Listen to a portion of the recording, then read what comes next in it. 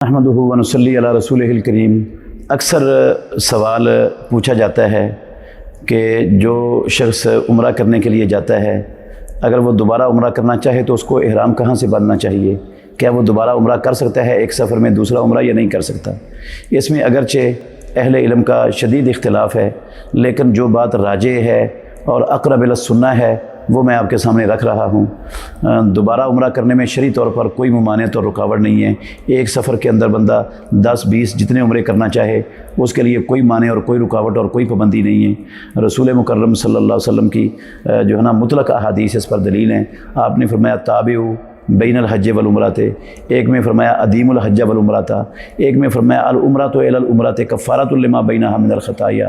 اور ان احادیث میں کہیں بھی رسول مکرم صلی اللہ علیہ وسلم نے نئے سفر کی شرط نہیں لگائی ہے۔ ایک بات تو عمرہ کر سکتے ہیں ان دلائل کے عموم کی بنیاد پر، جتنے بھی چاہیں عمرے کر سکتے ہیں۔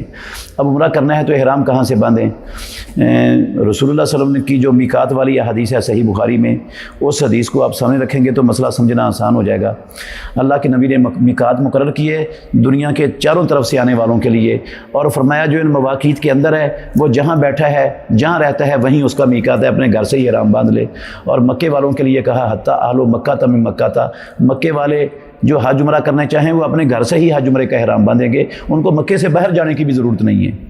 اسی حدیث کے اندر یہ جملہ بھی استعمال کیا ہے امام الانبیاء نے کہ ہنہ لا ہنہ ولمن اتی علیہن من غیر اہلہن، کہ یہ میقات اور جگہیں جن جن جگہوں کے نام لے کر میں نے متعین کر دی ہیں ان کے لیے بھی ہے، اور جو ان جگہوں کا رہنے والا نہیں ہے لیکن اس رستے سے آ رہا ہے اس کے لیے بھی یہی میقات ہے۔ مثلا ہمارا میقات یلملم ہے، اگر ہم مدینے کے رستے جاتے ہیں تو ہمارا میقات ذوالحلیفہ بن جائے گا، پھر یلملم نہیں ہوگا۔ اگر کسی اور رستے سے جاتے ہیں تو رابغ بن جائے گا، پھر وہ ذوالحلیفہ بھی نہیں رہے گا۔ تو جون سے بھی میقات ہمارے رستے میں آئے گا وہ بن جائے گا۔ تو ہنہ لا ہنہ ولمن ہے پاکستانیوں کا یلملم، لیکن مدینے جانے والوں کے لیے رستہ تبدیل ہونے کی وجہ سے وہ ذوالحلیفہ بن جائے گا۔ ایسے ہی جب مکہ بندہ چلا گیا ہے اور دوبارہ عمرہ کرنا چاہتا ہے تو ولمن اتی علیہن من غیر اہلہن، مکیوں کا میقات مکہ ہے تو جو غیر مکی مکے آ گیا ہے اس کا میقات بھی مکہ بن گیا ہے، وہ اب مکے سے ہی احرام باندھ کے اپنے ہوٹل سے احرام باندھ کے دوبارہ عمرہ کر سکتا ہے۔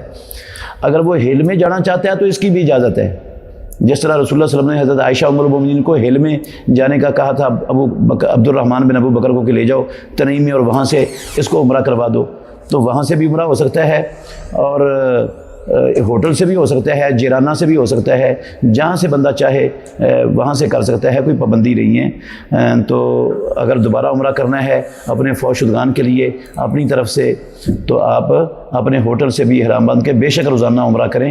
طریقہ یہی ہے، اور ہر مرتبہ سر کو منڈوانا پڑے گا یا بال کٹوانے پڑیں گے، یہ لازم ہے۔ فوت شدگان کی طرف سے جو عمرہ کرنا ہے نا، اس کے لیے جب عمرے کا احرام باندھنا ہے نا تو یہ لفظ صرف اتنا فرق ہے، یہ لفظ کہنے ہیں لبیک اللہم عمرۃن ان عبداللہ ہے، اس کا نام لینا ہے۔ میں عبداللہ کا نام لیا، ان عبداللہ، جس کی طرف سے بھی آپ عمرہ کرنا چاہتے ہیں ان کہہ کر اس کا نام لے دینا ہے، تو یہ اس کی طرف سے عمرہ ہو جائے گا۔ صرف یہ احرام پہننے کے وقت لبیک اللہم عمرۃن ان فلان کہہ دیں گے تو باقی سارے کا سارا عمرہ جس طرح آپ اپنا کرتے ہیں اسی طرح وہ سارے کام کریں گے تو وہ اس کی طرف سے فوت شدہ کی طرف سے عمرہ ہو جائے گا۔